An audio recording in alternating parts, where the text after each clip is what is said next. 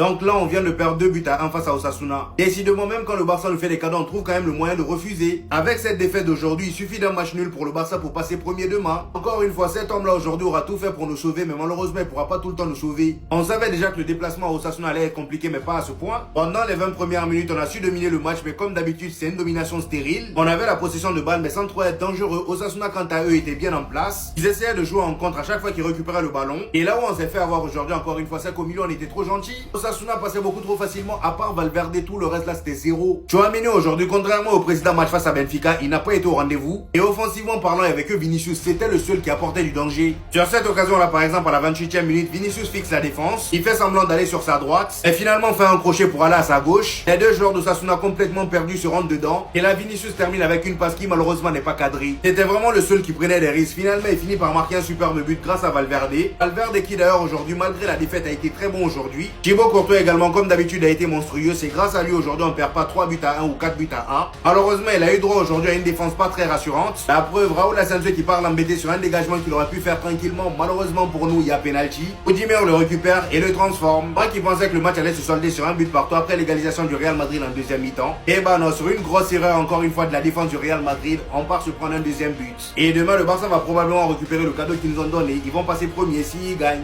Ou même avec un match nul.